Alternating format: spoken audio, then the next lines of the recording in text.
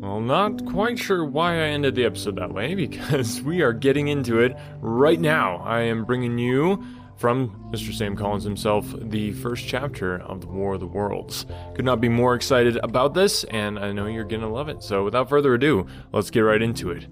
I give you the first chapter of The War of the Worlds. Awesome. Cool. Well, thanks, man. Appreciate you taking the time. Yeah, no, thanks for getting in touch. It's been a while. It has, yes, quite a while.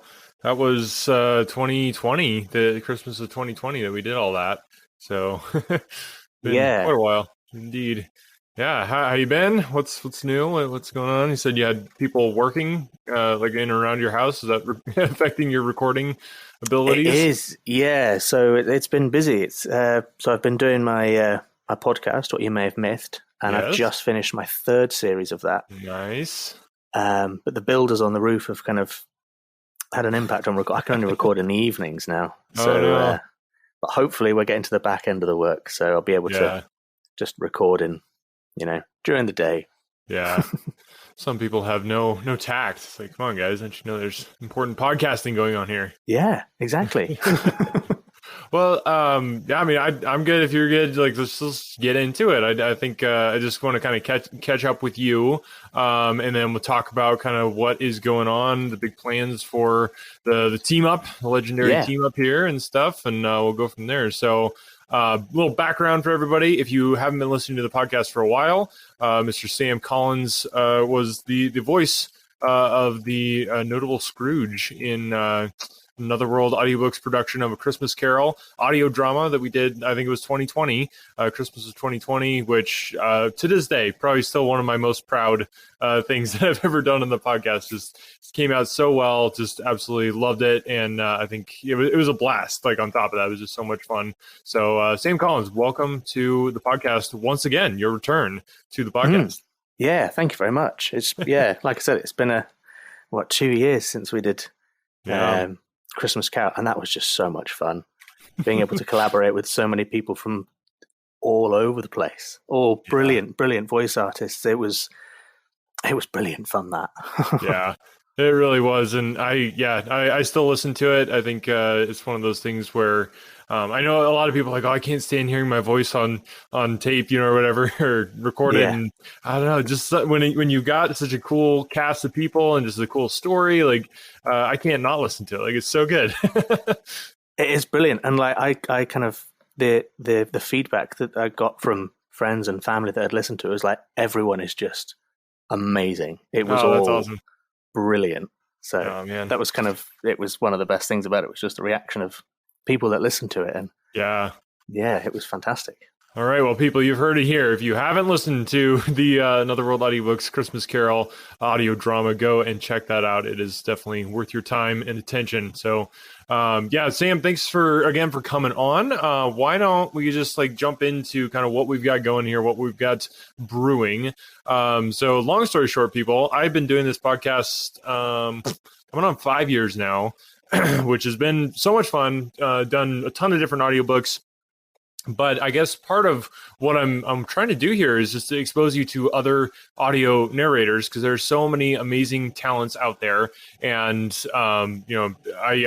I love doing what I'm doing, but it is a lot of time, a lot of effort, and all that sort of thing. Plus, I think there's probably an element of people just getting bored of my voice. So I guess it was last year I had Nikki Brown on, who she actually was also in the audio drama of A Christmas Carol. She came on and did a special guest host book.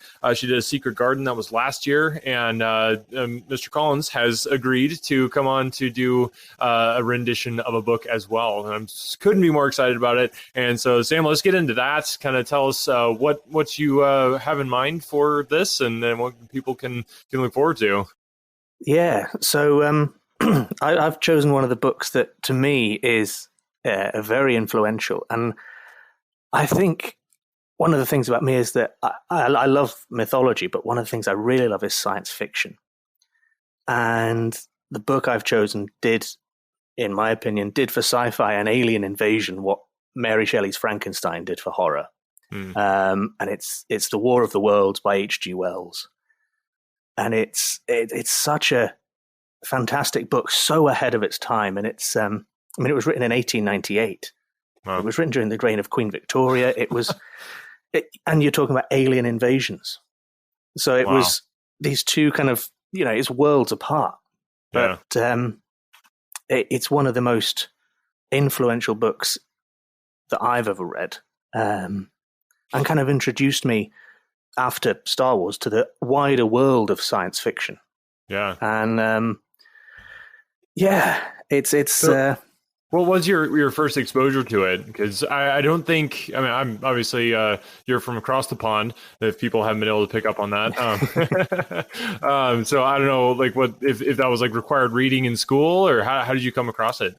so I actually came across it. So the only kind of science fiction I'd ever watched was Star Wars, and then in 2005, Steven Spielberg brought out the War of the Worlds film, but it was set over in the States.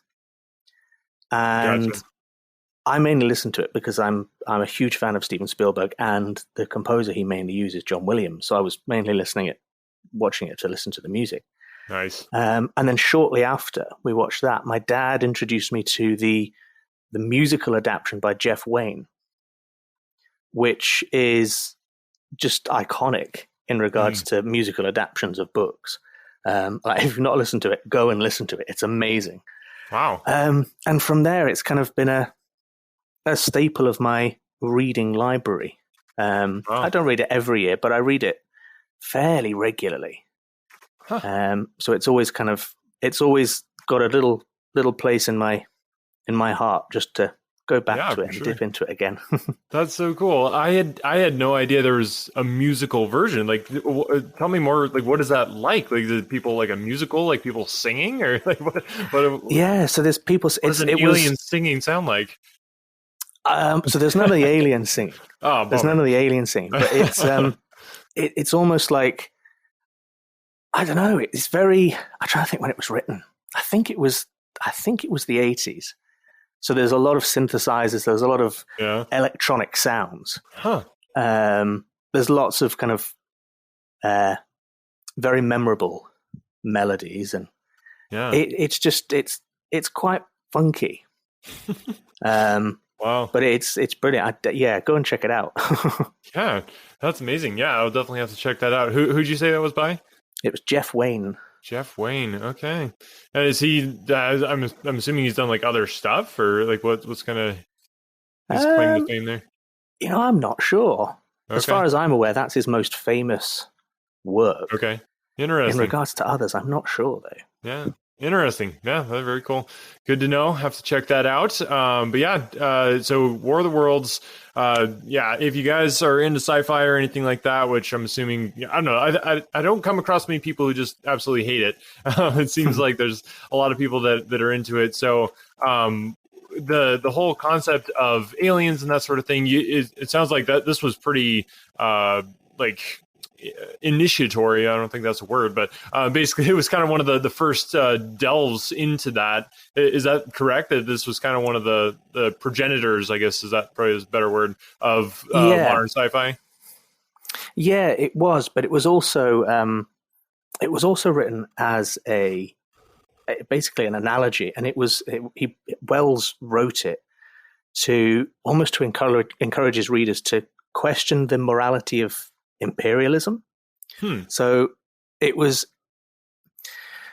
written during the height of the British Empire, and when people were starting to question its morals and its So the idea of aliens coming from space and landing in England was, to the Brits at the time, it was kind of this abstract concept. Oh, no one's going to attack us because we're the mightiest nation in the world. And I think it kind of brought home to people that actually imperialism isn't all good. A foreign nation coming in, basically just tearing it apart in some respects. And but I think it was one of the first to use aliens as a antagonist. Okay. That's fascinating. Yeah, it's so cool when you go back into history and see stuff. It's like just where things came from. I was listening to something the other day about, they were talking about Tolkien actually, and how we look at, things like, oh, it's kind of tropish these days, but like what he was coming up with was like the start of it all. And you have these people that are just like the grandfathers of everything that we enjoy when it comes to fiction and all that sort of thing. So it's really cool that we're going to get to delve into that. So yeah, really excited about that. Ladies and gentlemen, this is going to be a special treat. You get to hear my fake British accent on a regular basis on this podcast.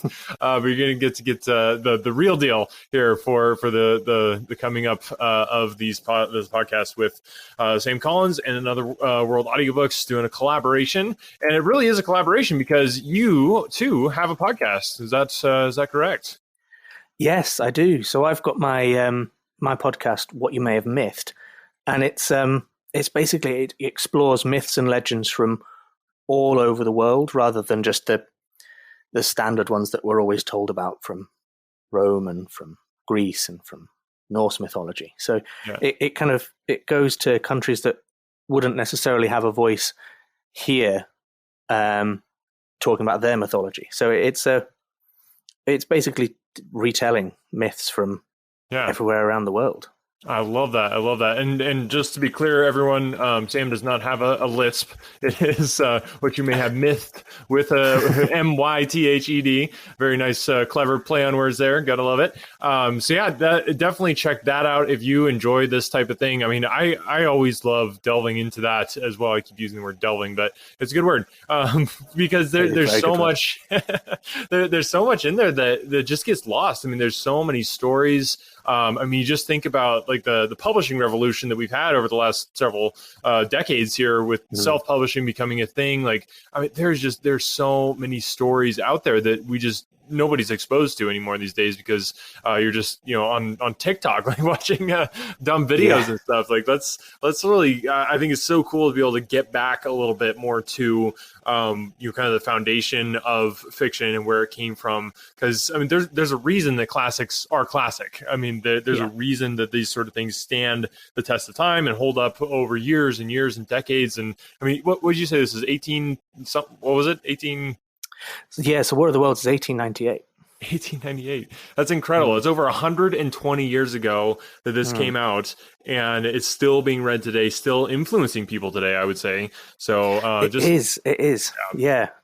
And it actually, fun fact, it had a direct influence on the space race, this book, because it influenced Robert H. Goddard, who then went on to develop the liquid-fueled rocket and the multi-stage rocket, which resulted in the Apollo 11 mission of 1969, which landed on the moon. So only 72 years after this book's written about alien invasion, we landed on the moon. That's incredible. Wow.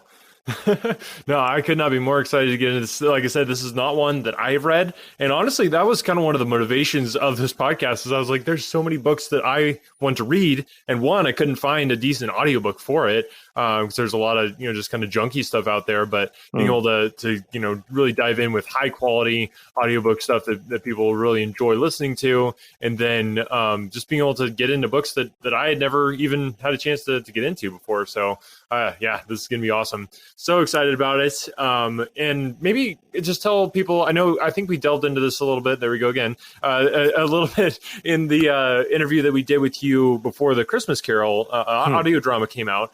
But maybe just tell people a little bit about your story, why you're into this whole voiceover thing. I mean, there's other things you could be doing with your life, but there's some kind of crazy passion that's going on here. And just kind of share people a little bit about your story and background, how you got into voice acting, and kind of what you're doing now.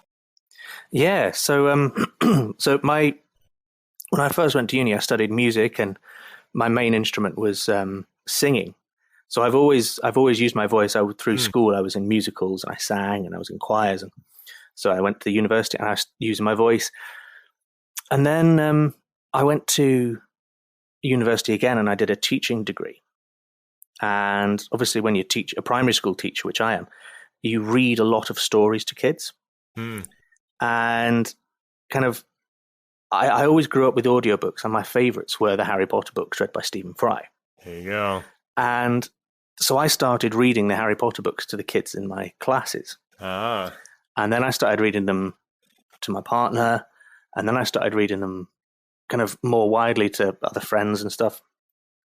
And then I really enjoyed it. I really liked kind of making up voices and putting on voices and kind of using that dramatic element that for a few years I didn't get to use when I was after uni and before going to do a teaching qualification. So I then kind of went, yeah, well, I quite like it. I'm going to try and do something more with it. So and actually at the moment I'm reading The Lord of the Rings to people as well, which is that's a tome and a half. No kidding. Yeah. How did that start, and where are you in it? It's a journey. Yeah. So we're at we just finished book 1 of Fellowship of the Ring. Wow. Because the Lord of the Rings is actually 6 books, but it's divided into 3 volumes. So yeah, we've just we're about to have the the Council of Elrond chapter, which is long enough in itself, but I'm reading it to my partner at the moment, and she loves it. Yeah. Or so she tells me. You got a good partner there. Sounds like. Yeah. That's incredible. Yeah, no, it's so cool to be able to communicate things to people that you love, and just be able to share something that you love and that you're passionate about. And I think, for me, fiction definitely lands in that realm, and just be able to kind of get it out. Because I think voice actors are a unique kind. We're not your everyday run-of-the-mill type of people. Because like I said, I think a lot of people, I can't stand to hear my voice recorded. And even if you don't listen back to yourself, like just being willing to put your voice out there and communicate to other people through that medium, it's a stretch for a lot of people. And I'm just so glad that you're willing to grace the world with your talents and willing to share them with the crowd here on Another World Audiobooks. I know that everyone's going to really, really enjoy it. I'm so looking forward to it.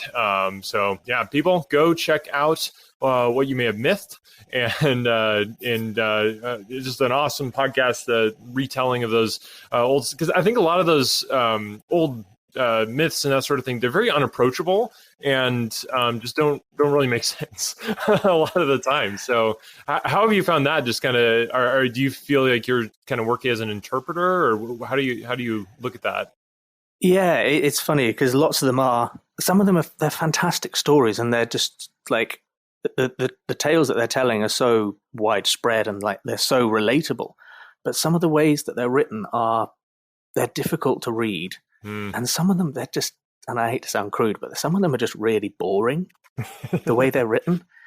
And it was kind of like, my main idea was just to kind of just give it a new zest of life. Love it. Kind of retell it in an entertaining way. Yeah.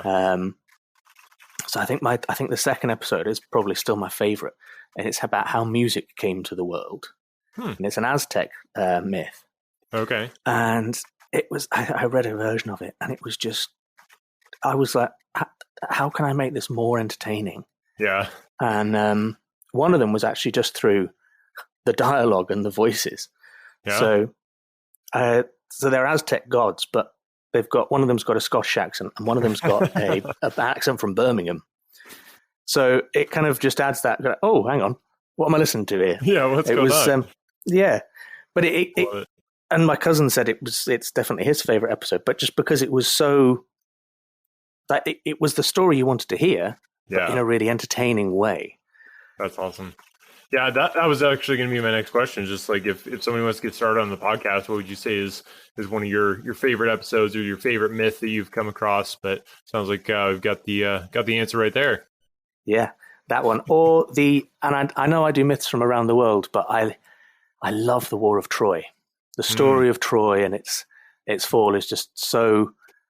I mean, it stood the test of time because it's 3,500 years old. That story. Yeah. It's still very relatable today. Yeah. The idea of these heroes and villains, and there's a lot of characters in a grey area on both sides, rather than bog standard black white hero villain.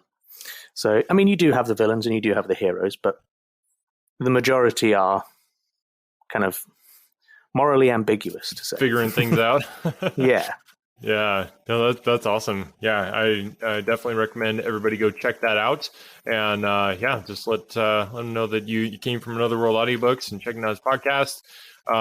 Yeah, it's a great way to learn lessons too. I think there's a lot that can be just taught through those things Mm. that is really lost, in today's society. So I think it's definitely worth checking out.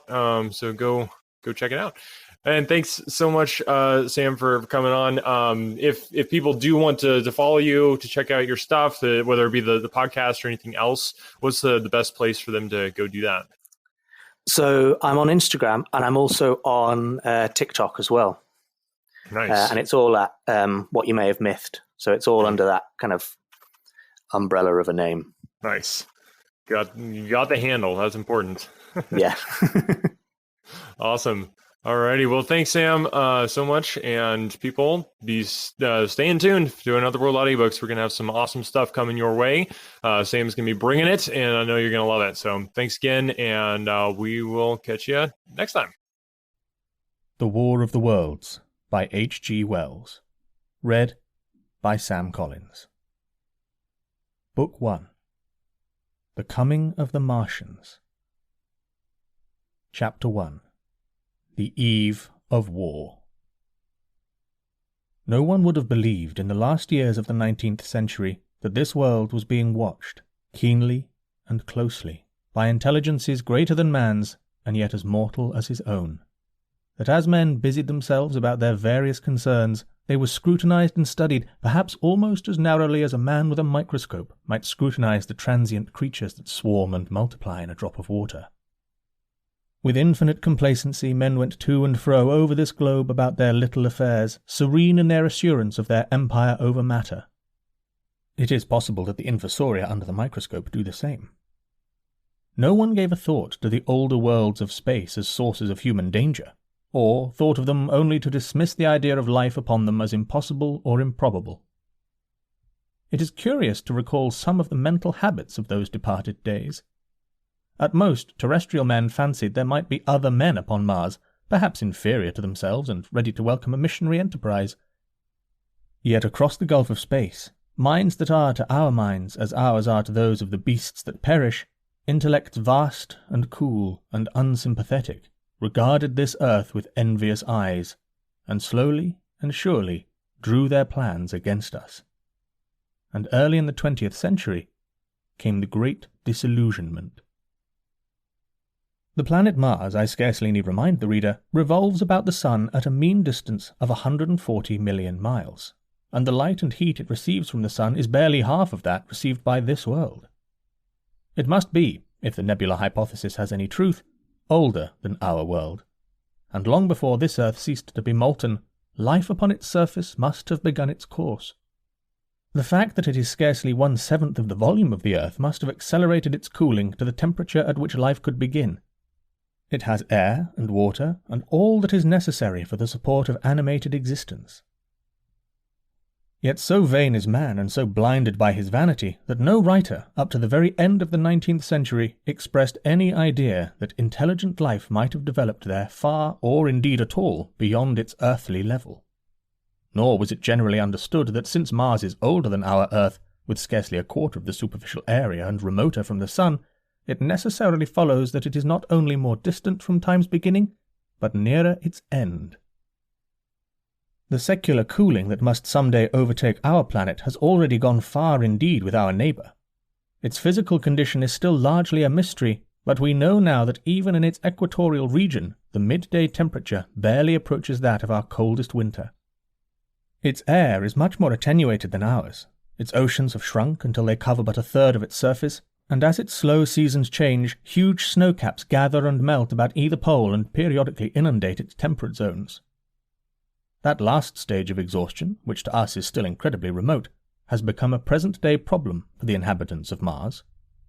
The immediate pressure of the necessity has brightened their intellects, enlarged their powers, and hardened their hearts.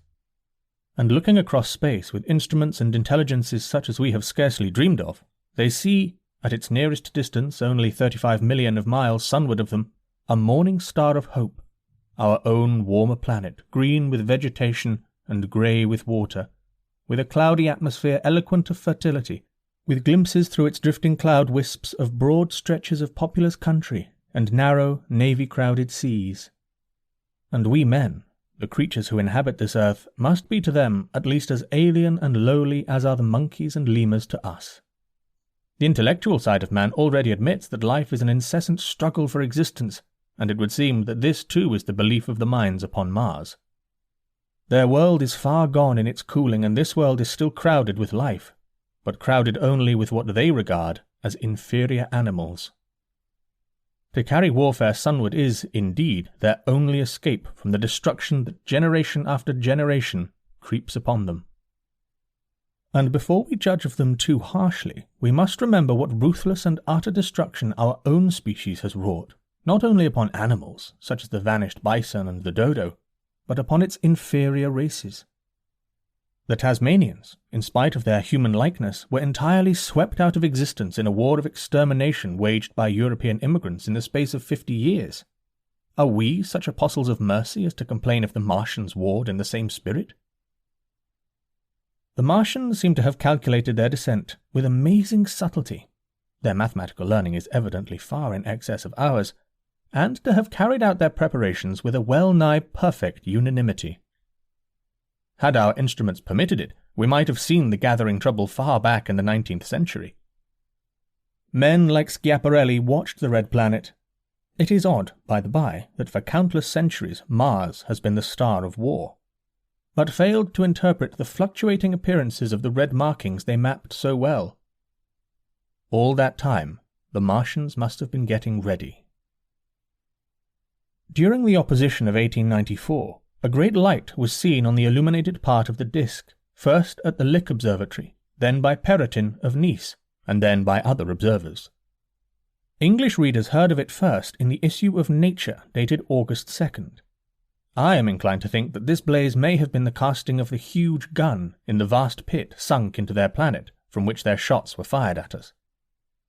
Peculiar markings, as yet unexplained, were seen near the site of that outbreak during the next two oppositions. The storm burst upon us 6 years ago now. As Mars approached opposition, Lavelle of Java set the wires of the astronomical exchange palpitating with the amazing intelligence of a huge outbreak of incandescent gas upon the planet. It had occurred towards midnight of the 12th, and the spectroscope, to which he had at once resorted, indicated a mass of flaming gas, chiefly hydrogen, moving with an enormous velocity towards this Earth. This jet of fire had become invisible about 12:15.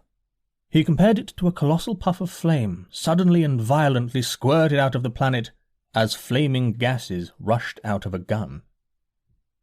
A singularly appropriate phrase it proved. Yet the next day there was nothing of this in the papers except a little note in the Daily Telegraph, and the world went in ignorance of one of the gravest dangers that ever threatened the human race. I might not have heard of the eruption at all, had I not met Ogilvy, the well-known astronomer at Ottershaw. He was immensely excited at the news, and in the excess of his feelings invited me up to take a turn with him that night in the scrutiny of the red planet. In spite of all that has happened since, I still remember that vigil very distinctly. The black and silent observatory, the shadowed lantern throwing a feeble glow upon the floor in the corner, the steady ticking of the clockwork of the telescope, the little slit in the roof, an oblong profundity with the stardust streaked across it. Ogilvy moved about, invisible but audible. Looking through the telescope, one saw a circle of deep blue and the little round planet swimming in the field. It seemed such a little thing, so bright and small and still, faintly marked with transverse stripes and slightly flattened from the perfect round. But so little it was, so silvery warm, a pin's head of light. It was as if it quivered, but really this was the telescope vibrating with the activity of the clockwork that kept the planet in view.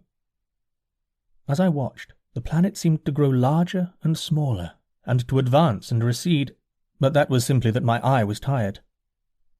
40 millions of miles it was from us, more than 40 millions of miles of void.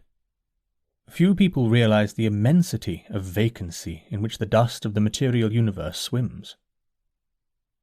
Near it in the field, I remember, were 3 faint points of light, 3 telescopic stars infinitely remote, and all around it was the unfathomable darkness of empty space.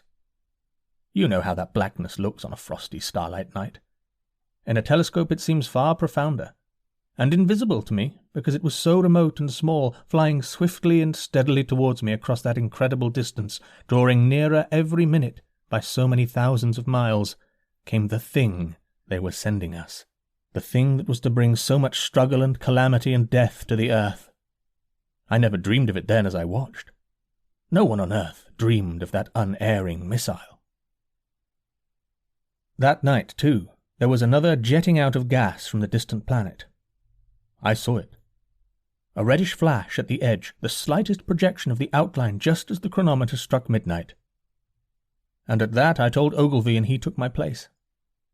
The night was warm and I was thirsty, and I went stretching my legs clumsily and feeling my way in the darkness to the little table where the siphon stood, while Ogilvy exclaimed at the streamer of gas that came out towards us. That night, another invisible missile started on its way to the Earth from Mars, just a second or so under 24 hours after the first. I remember how I sat on the table there in the blackness, with patches of green and crimson swimming before my eyes. I wished I had a light to smoke by, little suspecting the meaning of the minute gleam I had seen and all that it would presently bring me.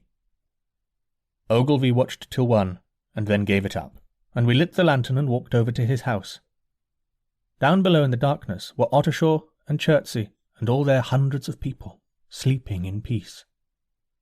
He was full of speculation that night about the condition of Mars, and scoffed at the vulgar idea of its having inhabitants who were signalling us.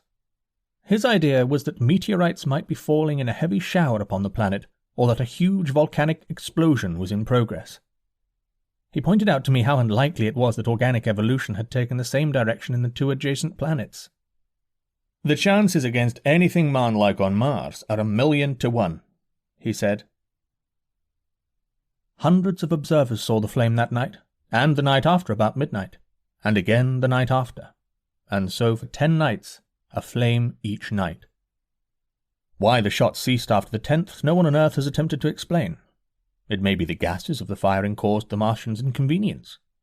Dense clouds of smoke or dust, visible through a powerful telescope on Earth as little grey fluctuating patches, spread through the clearness of the planet's atmosphere and obscured its more familiar features.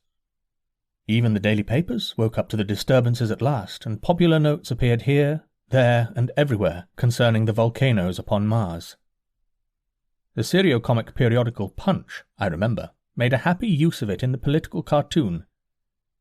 And, all unsuspected, those missiles the Martians had fired at us drew earthward, rushing now at a pace of many miles a second through the empty gulf of space, hour by hour, and day by day, nearer and nearer.